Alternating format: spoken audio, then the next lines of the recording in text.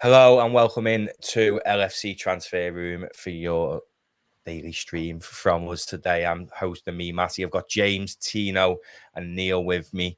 Going to be discussing loads today, to be honest. We've got Connor Bradley pressing on loan. We've got Harvey Elliott pressing. When Jota's back, we're going to be talking about Naby Keita, who's apparently not happy at Liverpool now, and then going into Manchester United and Ten Hag, who could potentially go. Start with you, James. How are you today? Yeah, I'm good. I'm pretty much recovered from the weekend. It's not the result that disappointed me. It's just the sensationalism from our fans acting like spoiled little kids. So I'm over the result. I'm over our reaction. I need the transfer window to close so people just shut up about it, and then I'm just ready to get on and get into four finals again. I can't speak about this overreaction, me. I'll lose my head. But how are you, Tino? I'm good. I'm still a bit tired, not gonna lie. Like after the game, drove home, took 2.5 hours to get home, and it was just I was just gutted on in the car drive on the way home. I was just me and the guys who went we were just having a go, pretty much shouting the whole car drive home. So I'm kind of over everything now, but I'm just exhausted, to be honest. And Neil, how are you today? Yeah, good, thank you. So, I felt a bit numb after the game. I must admit, it was a bit surreal, the game.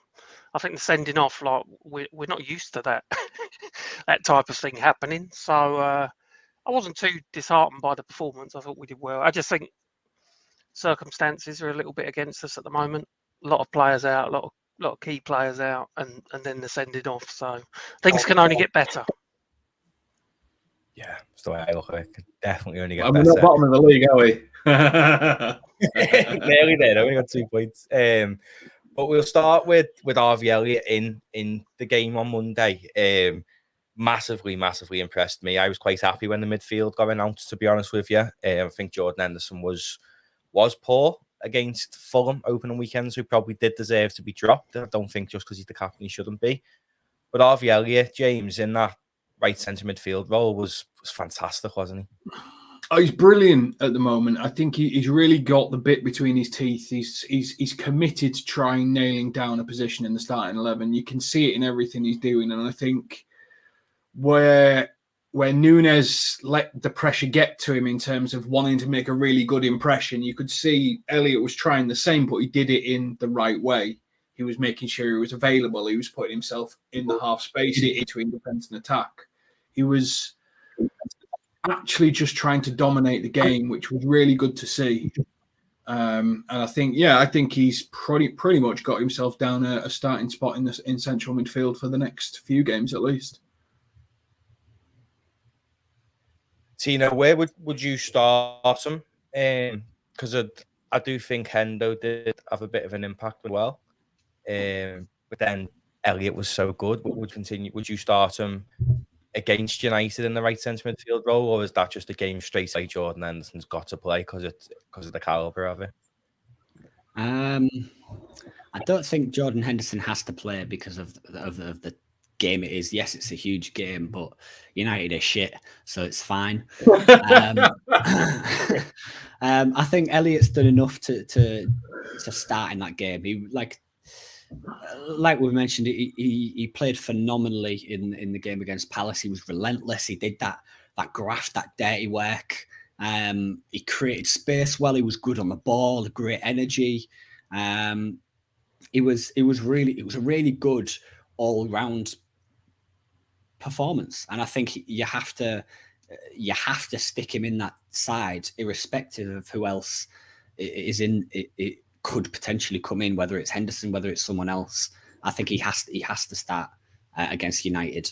The only thing I was maybe a bit disappointed about in his game at Palace, he maybe could have been a bit more aggressive in terms of his dribbles and taking on players. But overall, I think that's me being maybe a bit too picky. But overall, his performance was phenomenal. He didn't look out of place physically. So yeah, I think he has to start against United, whether it's in that right-sided midfield or maybe I don't know, as part of the front three, wherever you want to play him, he has to start. But the right side of the midfield, for me, you can't drop him after that performance. If you're good enough, you're old enough, aren't you, Neil?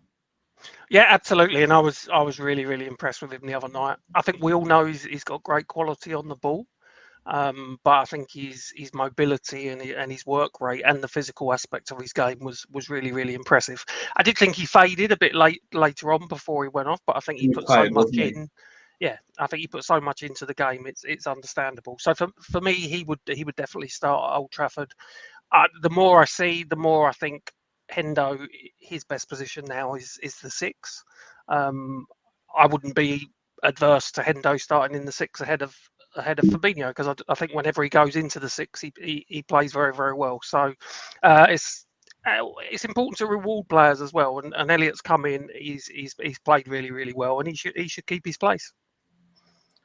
James, what impressed me about Elliott was his off-ball movements as well, and his willingness to always be in the right position at the right time. If he lost the ball, chase it, win it. And then the amount of times he found himself in the box as well. He probably is one of our most attackingly creative midfielders, isn't he? Yeah, but there's an element to that, isn't there? In terms of what impressed me about him was how quick and harried he got to try and win the ball back. And one of the things he needs to work on is not being so quick and harried to try and win the ball back. Same as Diaz. Diaz just pelted into people as fast as he could physically run.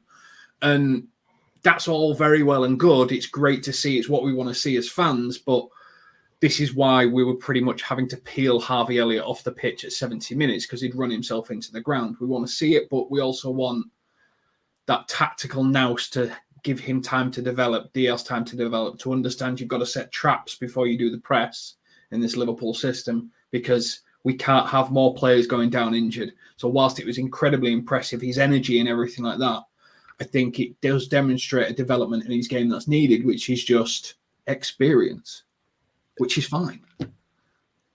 Yeah. We'll move on to Jota. Gent saying he looks like he'll be back for the Everton game.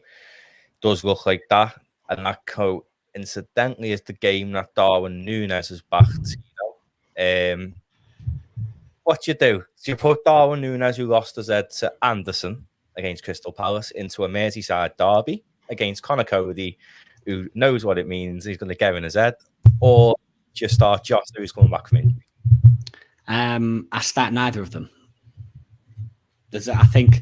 I think it's too big of a game given his reaction against Palace and the sending off to throw Darwin Núñez straight back in. And I also think it's potentially too early, because there's a difference between fit and being match fit. Yeah. Fair enough, he might have played in a few games, in a few like behind closed doors, in a few 5v5s, 11v11s, whatever you want to play, in training and done well in training. But I think there's a huge difference. He needs that build-up of minutes. I wouldn't expect him to start against Everton. I think it's a lot earlier than a lot of people expected him to be ready by as well. For me, I think having Darwin Núñez and Jota on the bench to come on if we need them, especially given the fact that we've now got 5 substitutions, I think would be a huge addition. And I think it's maybe a bit too early. Because you've got to understand, you've got to realise as well, is that he's missed 5 weeks of training, including basically the whole of pre-season, 8 games, including pre-season games. He was expected to be in full training by mid-August, which is now, which hasn't happened, as far as I'm aware. And although some of the options we've got and amazing, we still do have players and different ways of setting up to try and combat the lack of forwards we'll have over the next couple of games. So for me, if Bobby's fit, you start Bobby.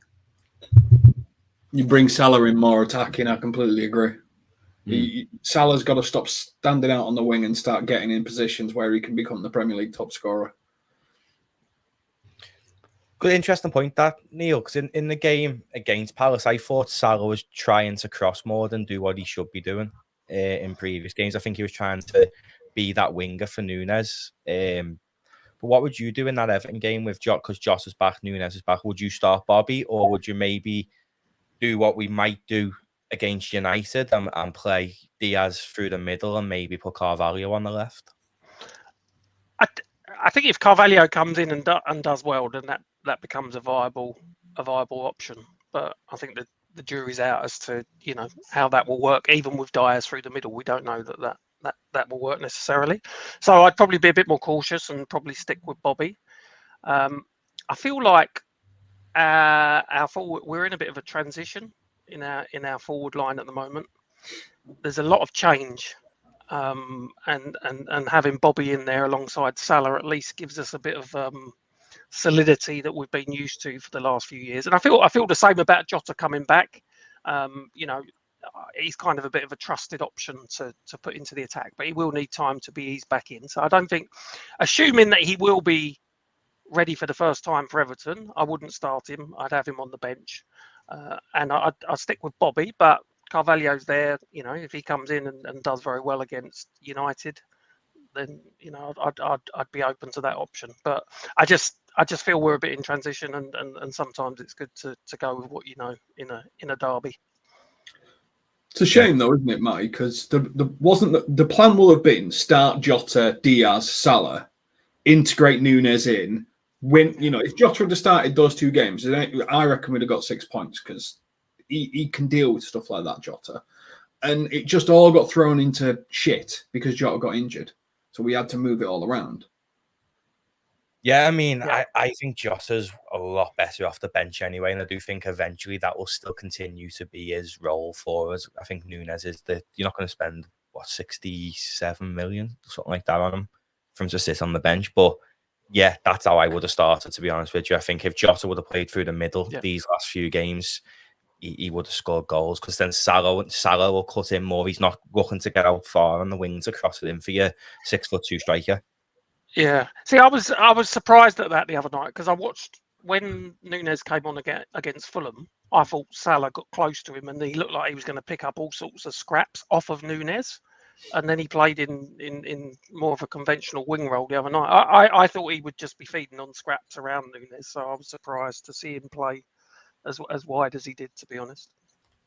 Yeah, I'm going to pass you this comment, James. I want to bring it up because he's brought it up again, and it really aggravated me the other day. Fabinho is not playing bad, in my opinion.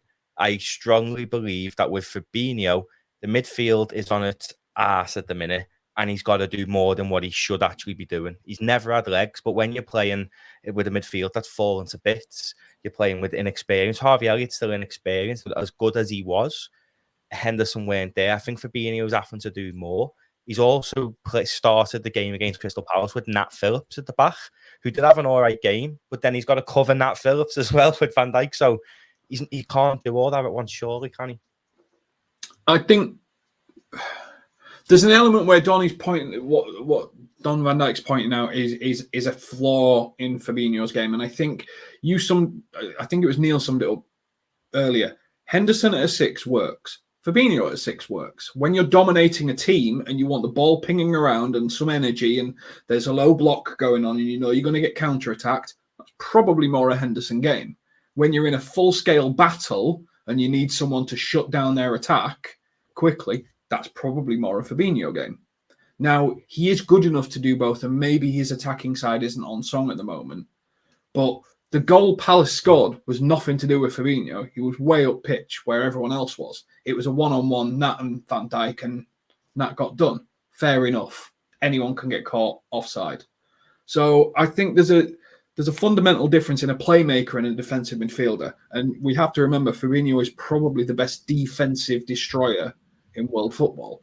Brazil seem to think so. So, we think so. It's just when there's a low block, do you really need a destroyer?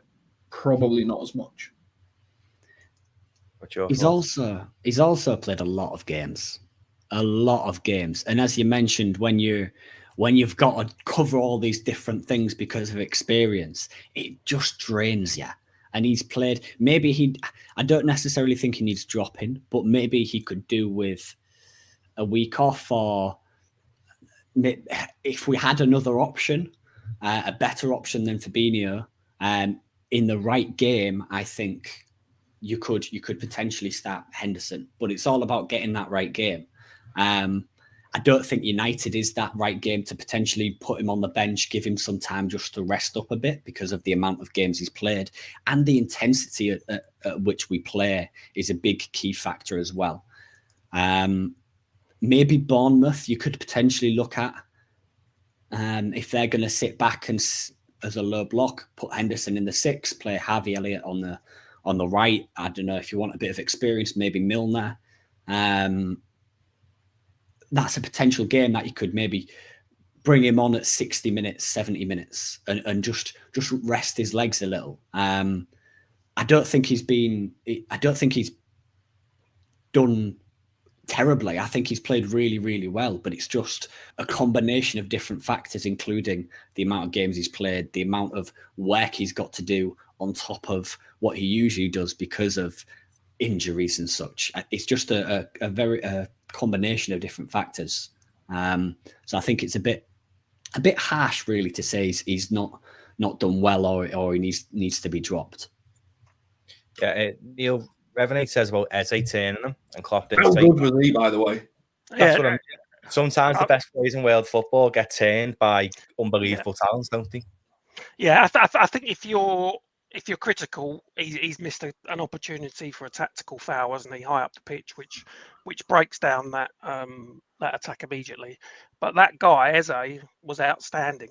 No one could get the ball off him all night. So if I was being critical, I would say Fabinho on form would have just scythed him down and he would have taken the booking and that would have been done with it. But as I say, Eze was very, very impressive. I thought Fabinho was okay the other night. I didn't think he was bad. I didn't think he was particularly good, but he was okay. You shouldn't notice him, should you? No. But I thought he was. I thought he was fine. In the first game, the whole team were poor. So much, do you think that's why he's getting hate though? Because when Liverpool have a game where they have 27 shots and they're just dominating, Fabinho is not meant to be seen anyway. Well, you're never meant to see him. You're never meant to see a defensive midfielder unless they make a mistake. It's a bit like a goalkeeper, isn't it? A goalkeeper's a great player until he makes a mistake. And similar for a defensive midfielder because he's just meant to get the ball, redistribute it, and let the team go on attack again. Get the ball, redistribute it. He's not... I hate to use this example, but it's the Michael Carrick problem. Everyone going, oh, well, he's a shit footballer. Well, he won everything in the game, and all he ever did as defensive midfielder was get the ball and redistribute it. And that's all Fabinho's got to do, and you're not meant to notice him. So if you have noticed him, yes, it's probably because he's done something wrong. But tell me a player that hasn't made a mistake. I would rather say Eze had a blinder and demonstrated an ability to play at left central midfield that would get me, Julian Ward, on the phone going, what are your plans for Eze? Because he seems to be coming back from that massive injury very, very well. Yeah. Then dig at our own players again. I mean, Neil Halio says this about Fabinho and Van Dijk's first 2 games numbers not being very impressive. I mean, we have conceded 3 goals. 4 goals? 3 goals. Are you worried? No, I think, as I said, I think earlier on, there's circumstances which are kind of working against us at the moment. So Van Dijk played behind an abject midfield in the game at Fulham. He did make a mistake for the penalty, which was very unlike him. Then he was put alongside Nat Phillips, and I wouldn't criticise Nat Phillips too much the other night. I thought he was okay. I'm not worried because it depends how you want to look at it. Yes, we've dropped points that we shouldn't have dropped. Yes, we've conceded 3 goals, but then I saw something to say that our expected goals is higher than anybody else in the Premier League at the moment. So I think there's an element of we're going to have to be patient. Things aren't perfect at the moment. Let's get some players back. We'll find our form, and we are the sort of team that can get on a run and win a lot of games in a lot of consecutive games. I still feel we controlled that game the other night, even with 10 men. So if I felt that we were being cut open and we weren't controlling games, then I'd be a bit more worried. But I don't think that's the case. Yeah, Jen, thank you as always. I think you give us, does go straight back into the channel. You're an absolute legend. One of the OGs, always supporting us. Tino, someone put it here before about Keita. I just want to get the quote up so it looks better. This Florian Plettenberg, Sky Sport Germany, has said this about Naby Keita. He's very, very, very reliable. So what he's saying, I would believe it. Would you sell him now? I know our midfield is maybe a massive... our negotiator got injured. Would you, if we do not give Keita a new deal, he goes next door for nothing. Would you now sell him? Oh, that's a tough question. As much as I think Naby Keita is absolutely trash and useless. Tell us what you really think. I mean, before the stream, we was talking in the group chat, and brutally honestly, I said I'd rather my neighbour's pet rabbit play midfield than Naby Keita, which is 100% true. I think he's useless. He was one of those players where I thought he's key to really unlocking our midfield. His drive going forward, progressive carries are phenomenal. And he was that midfield signing before we got Thiago that everybody was looking forward to, that thought was really going to change the way we played. Now, 3, 4, however many years later, it's like, what's the point in having a guy if you're not going to play him? I get he played more games last season than he has done in any other season at Liverpool Football Club. I think he only missed 8 games due to injury and 5 due to AFCON. Brilliant, love it, but he doesn't do anything when he's on the pitch for me. I don't see where he fits into this squad. And at this point in my head, I'm thinking, let's just get rid now. But when I sit back, take my Liverpool hat off, take my Liverpool Naby Keita hate train hat off, and I look and think, logically, what's the best thing to do? The best thing to do would be to really try and renew his contract and sell him next summer. The other thing I think is key is I think Jürgen won't sell him. The only way Jürgen sells him this summer is if he turns into a destructive player within the squad and unbalances the harmony within the squad.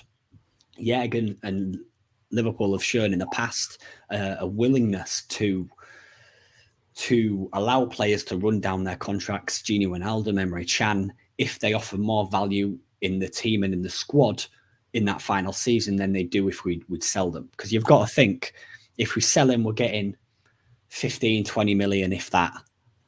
You're not gonna get a whole load with that 15 or 20 million. I don't see a player out in world football that'll come in who will be better than Naby Keita for 15 or 20 million. I do want him to go because I think he's useless. I really do. I don't rate him anymore. I did. I thought it was amazing. I thought it was a brilliant player in the Bundesliga and in the Austrian league. I thought it was great. It really stood out, but he hasn't done enough at Liverpool Football Club, and for me, needs to go. What do you reckon, James? Would you sell him? I mean, Eddie Howe normally gives us a few quid for players, doesn't he? Where's he at now? Where's he? Newcastle. Yeah, they've always got a bit of cash. I've got his FB stats up, and before joining Liverpool, he was doing 2,500 minutes per season. So on average, probably around about 2,200 minutes per season. For us, he doesn't even break 2,000. I think his best season he did 1,900. And then it's 1,300, 800, 820, 1,173 last season. Calculating it up, because I thought, I'll do it quick. For 50 million, it costs us £12,500 per minute. That's what it's cost us. And Stevie giving the number 8 in person as well. That's what pisses me off the most, to be honest. I'm not going to blame the person. I think it's unfair to blame the person. I think potentially it's just the Premier League. Some players' bodies just can't cope with it. Like, it's just too intense. It's too hard. Just bounces them around. I said it about Lisandro Martinez, and then go look at what happened. Ben Mee towers over him and nods in an easy goal. Some players are just not built for this league, and I think Naby Keita is one of them. I mean, do you think there's more of an issue, Neil? Like Haley was saying, we can use 5 subs in games now, and Fabinho was done in by the end of the game at Palace, and Keita still sat on the bench. Do you think there's more of an issue going on? And now Keita, that's why he's saying he's not happy and he wants to leave. I was shocked he didn't come on the other night. I thought he had an outside chance of starting, but I think Milner had done so well when he came on against Fulham that he wanted to reward him for that. So I didn't really see that as an issue, but I do find it strange, yes, that he didn't come on. Because I looked at Fabinho in the last 10 minutes. He looked so heavy-legged. And you're thinking, well, we got Keita on there, and he'll give us a bit of drive, and he'll get the ball moving, and it never came. So that's the thing that makes me suspicious, because I think we only made 4 subs. There was no reason why we shouldn't have made another one. So yeah, I'm suspicious from that point of view. I just assumed that he was going to extend his deal, and if we were to sell him, it would be next year or the year after. So. Yeah, I'm suspicious over what happened on Monday, to be honest. I mean, Tino, Don Van Dijk's brought comments here about the fact we're not pushing hard to keep him. Seems like we potentially could have someone in mind. Do you think that's a fair judgment? I hope so. I see a comment in chat. I see that exact comment. Keita goes, Bellingham comes in next season, gets the 8. Yeah, I think it's time for him to go. I understand why you'd extend his contract. I get it from a financial perspective. You want to protect your value. It makes total sense. I completely understand. We did the same with Nat Phillips. We extended it by however many years, and we're trying to sell him, or we were trying to sell him before we lost centre backs. I don't see. He must have done something right. He must, for me, for him not to come on in that game against Palace and for him to play as little minutes as he has done, irrespective of injuries, he must have done something behind the scenes to really annoy Jurgen and really get on, like because the old Naby Keita, the Naby Keita we signed, was a phenomenal player. The guy who drives forward. He's just a superb player, and we haven't seen that. So maybe he's done something, or Jurgen's got to the point, like we all have gone, well, if you're not going to show it, I'm just not going to play it. Yeah. It could be agent talk. It could be agent talk as well, though. You don't know, because the contract negotiation's up. So it's very difficult to know exactly what's going on. I think Manny Gowan's got anything to do with it, James. We're very close. Came in for Manny. Do you think he's now just thinking, well, if he's off, this is my chance to go as well? You're muted.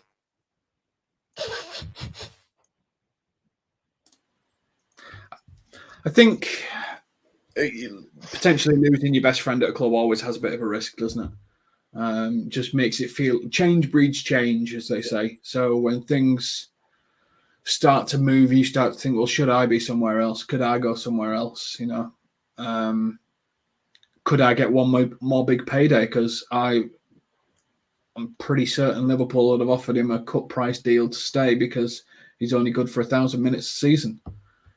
And then, as you always know with Jurgen Klopp, if you push it too far, he's done. Look at Sacco. He pushed it too far. Klopp just went, "You're done." And when his decision's made, So yeah, I think it's one of those circling the drain. I was just looking at Eze, see if there was any rumours about him being sold. 45 million to Newcastle supposedly is a bid that's in. But I could do with him being a replacement for Keita. That's all I've got in my head now after watching it the other day. Do you reckon it's possible, Neil? Not at the moment, but who knows in the future? I think we've got a history of buying players that have done well against us. So he was excellent. He just no one could get the ball off him. So outstanding. Very Thiago-esque, but younger. He was, yeah. But they've all, the other guy they've got, Elise, as well. I know he's just coming back from an injury. He's quality as well. Yeah, So yeah, they should think just buy Crystal Palace. I'm sure it'd probably be cheaper. Just the one thing on the Keita situation, I don't think we're in a position to let him go now, are we? Because we're missing 3 midfielders. We don't know when they're coming back. We think Jones at the end of the month, Thiago mid-September, but we're not in a position to let him go without a replacement.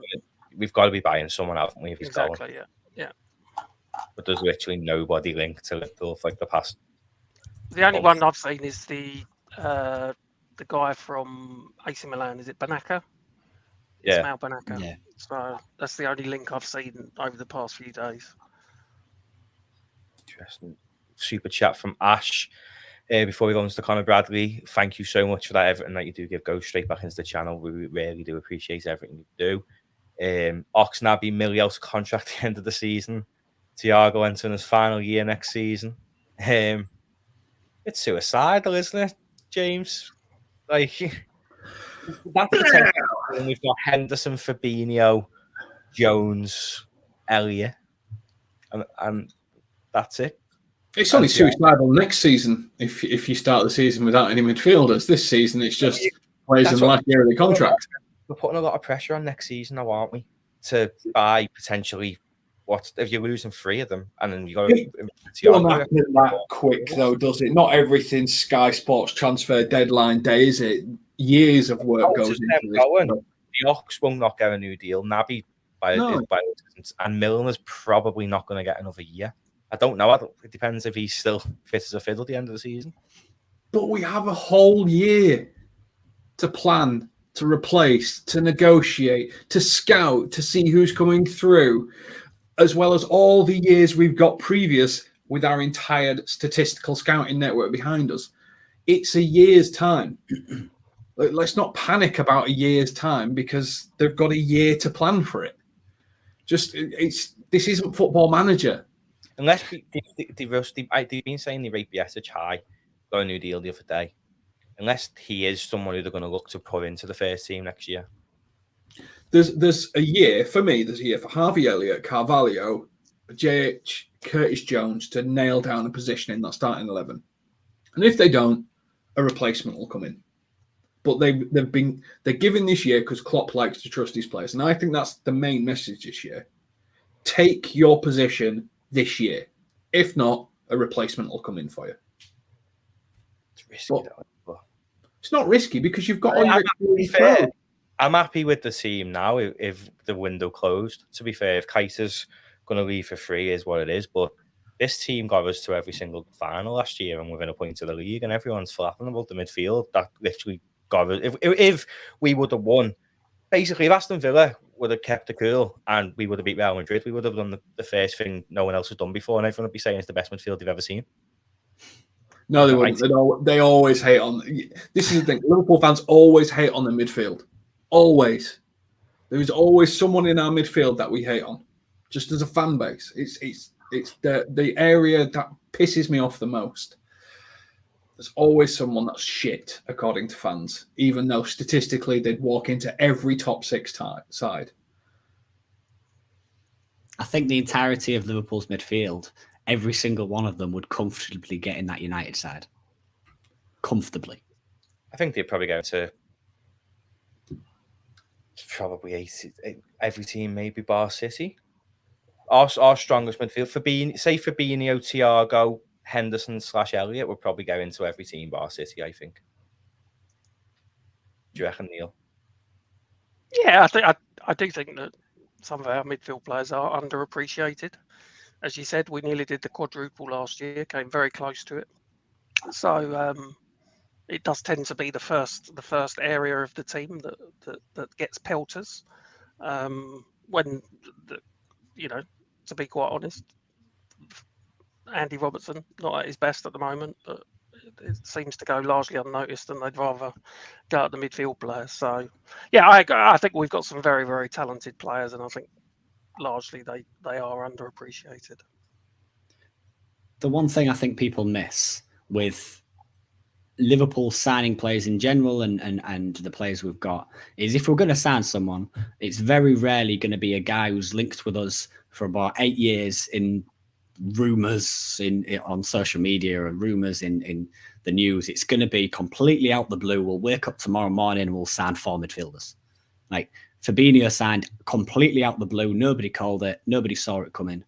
The only ones really that probably don't fit that model to knowledge is Thiago, Van Dijk. I can't think of anybody really off the top of my head that doesn't fit that the way we do business. So if we're going to sign someone, if we're going to bring someone in, it's just going to happen. It's good, just like that. I mean, before we go into Conor Bradley, Ken Patchy said that about Liverpool have received no indication of Keita being discontent with the situation and maintaining a good relationship with the player and his representatives. What source is that, Ken Patchy? Because that's interesting. Because Klettenberg is very reliable. But moving on to Conor Bradley, James, he's having an absolute blinder at Bolton. He's already got 2 goals down there. Everyone said when he got minutes for the first team, that's why we probably let Nico go, because they had high hopes for him and stuff like that. Yeah, and I think me and Tino were talking about it before everyone came on, and he was saying, obviously, one of the things he said, he's playing in a back 3, which seems really fashionable at the moment. He's just giving him the ability to focus on improving his offensive capabilities more than his defensive, and that's probably been seen in his stats. I think was it 2 goals and 3 assists or something? Yeah. So far, which is just Trent level work, isn't it? But I don't know what we do at the academy, but we seem to be churning out wing backs on the right-hand side that are making a real sort of impact, because Nico had a great game for Nottingham Forest as well, didn't he? Clearing off the line and setting up. So we're doing something right. And it's just nice to see another one coming through. It'd be really good to see a little bit of, I've completely forgot, Ramsey. Yeah. I think he's the next Ben Davison, you know. Oh, what? Is he on 60 grand a week? Well, it'd be nice to see a bit of him, see if he's got that development in him, see how we put him through the ringer on our wing, sort of our fullback conveyor belt. But it's great to see Bolton doing better, because I was worried for them at one point, because obviously I live Bury way, so I'm in between Bolton and Bury. It's good to see them coming back up to speed, because Bolton had some of the best Premier League moments when they had sort of JJ Okocha and Joe Kayev and stuff like that. It was just one flair player and then a really strong team. It was great. But Neil, Bradley's looking really good there. Do you think bringing in people like Ramsey will affect his development? Can you ever see him? It's the Trent effect, isn't it? He's so young, he's so good. No one's going to go in ahead of him. Yeah, it's hard to see the long-term plan for the 2 backup. So Nico's gone. I agreed, he was brilliant on Sunday, but Ramsey's going to have his season out on loan. He's doing really well. His first goal was an absolute banger. I recommend everybody goes and watch it, because he blasts it in from 25 yards. So Ramsey's obviously going to be the backup. I assume Ramsey's going to be the backup for Trent when he's actually fit. We haven't seen him yet on the training pitch. And then we assume that Bradley's going to come back to the club. And are we really going to keep 3 right backs? And I think we've proved with Nico going that we probably won't. So I'm a bit confused as to what the long-term plan for him will be, because he's obviously talented. He was a Northern Ireland international at a very young age.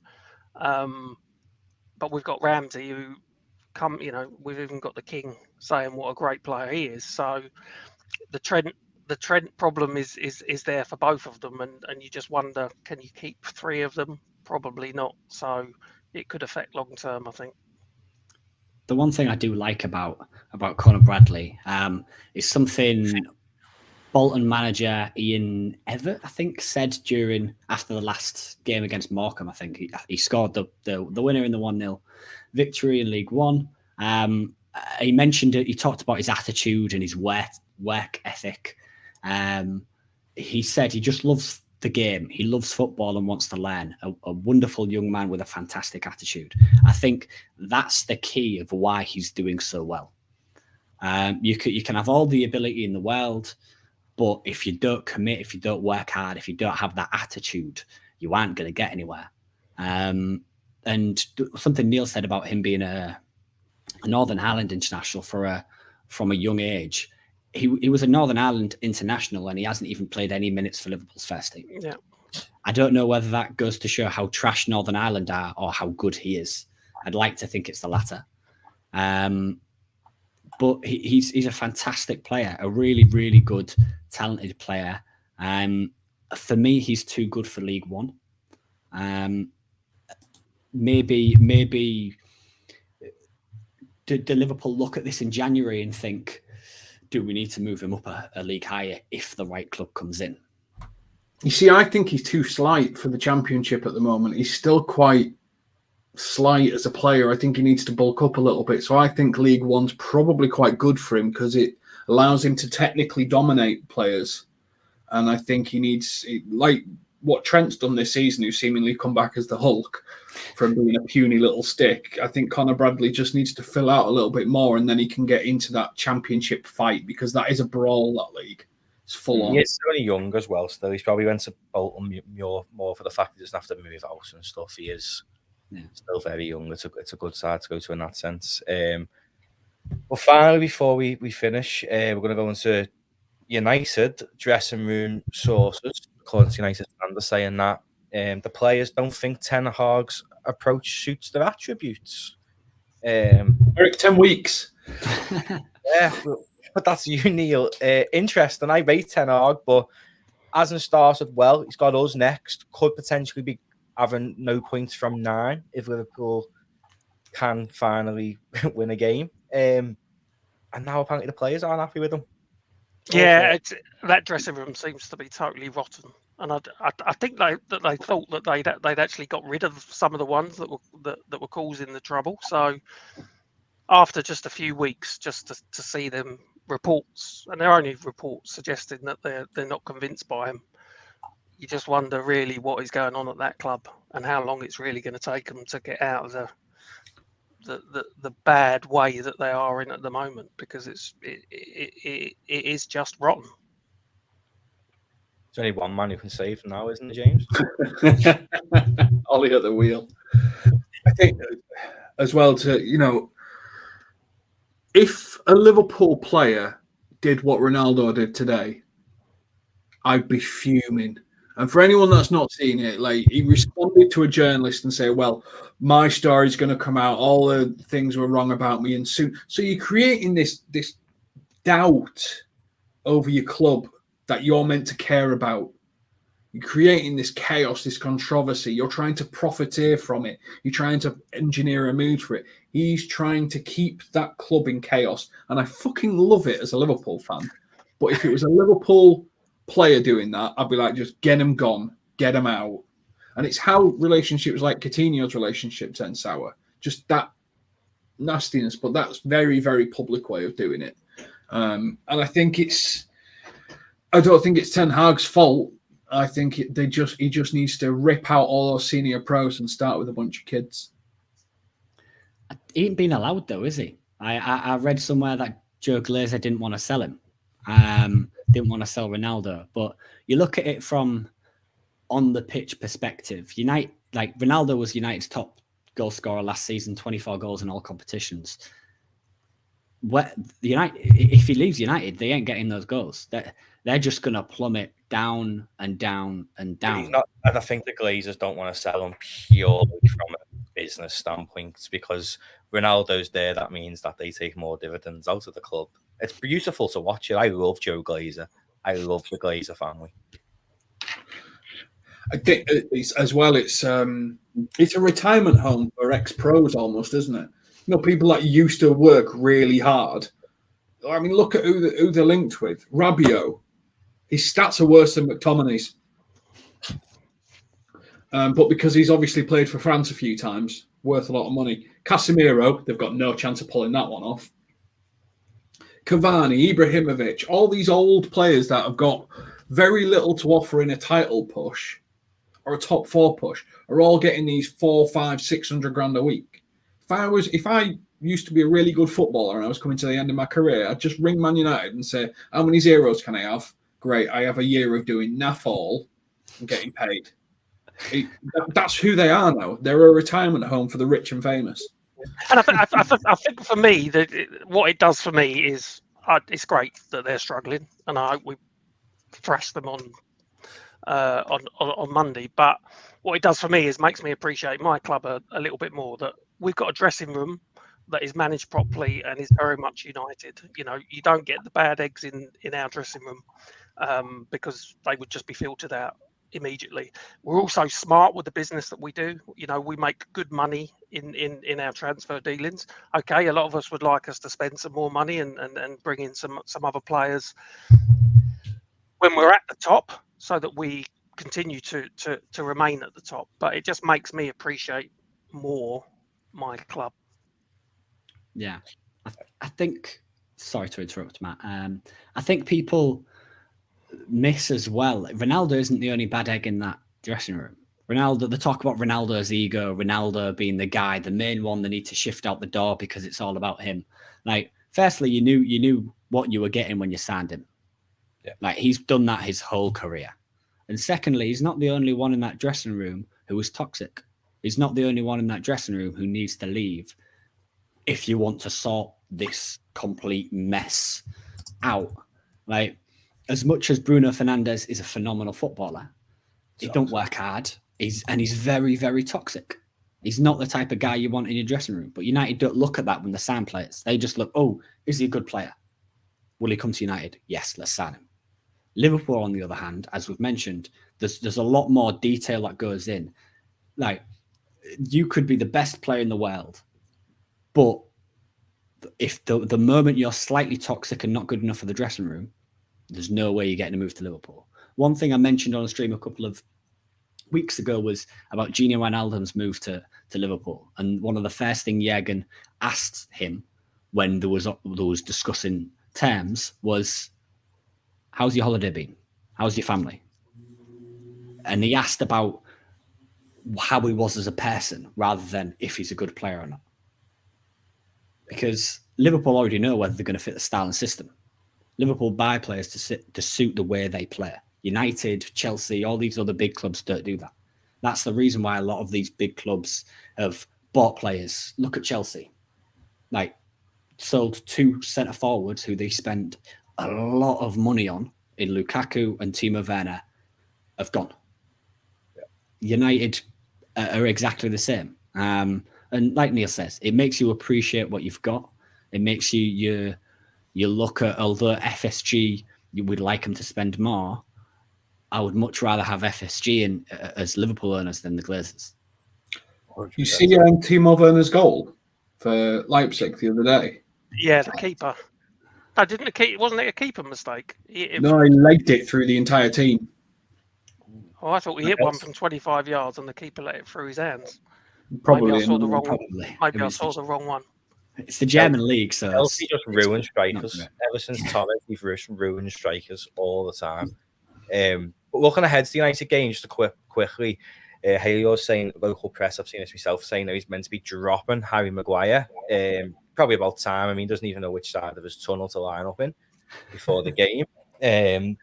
But I think a bit of a bold one. I think Varane and Martinez is probably weaker coming against Liverpool. Do you reckon, James? I'd really like to have had Nunes for that one. Yeah, 100%. Nunes on Martinez. Oh, that would have been a mismatch. So it's a shame we're not going to have him, but I'd probably put Firmino on Martinez. Yeah, so that would be a good one. See, I don't see there being any. I struggle to see them having a combination that can work against us. We should destroy them. We've got too many offensive weapons, and if Salah's on form, if he's against Harry Maguire, it's over. So he has to play Varane because Varane's got a bit of pace. Martinez has got a bit of pace. I'm assuming we'll see Milicia against us. But still, there's nothing that they can do, I think, against an offensive line, even if we're playing a bit of a strange false 9 formation. Maybe Salah at 9 and Elliott at right wing. That could even happen. You still can't stop it. It's the way those guys are playing at the moment. Yeah, I think they're just expecting to hope to keep it under last year's total in one game, which was 9-0, wasn't it? Aggregate. Yeah, I mean, Bobby Firmino is 0.06 meters higher than taller than Martinez, was probably the best option. I think Diaz is a similar height. Let's just put Van Dijk up front. Go bold. Have him on Martinez. There's only one dribbler in our team that could go up front, and that's Big Joel Matip. I'd love to see it. I would pay so much money to see it. Be mad. I'd pay money to see the Twitter before it when the team news was announced with Joel Matip in the 9. It'd be a meltdown, but we'll leave it there because we've got all the United build up towards the end of the week. Just don't want to speak too much on that. But for what it's worth, Ken Pashy, I think if they get Pulisic, it's a good move for United because I think he's a decent player. But yeah, nice one to James, Tino, and Neil. Don't forget to follow them all on Twitter and all that good stuff. We're here every day from 7:30, so we'll be back tomorrow, and then the watch along for the United games on Monday. Are you doing that, James, or is Louis back? No, I think Lou's doing it. I say that he'll probably text me on Sunday going, "Can I do it?" And I'll be like, "Yeah, fine, whatever." So you might have James, you might have Louis. Who knows? You'll see. But we've been LFC Transfer Room. Thanks for watching.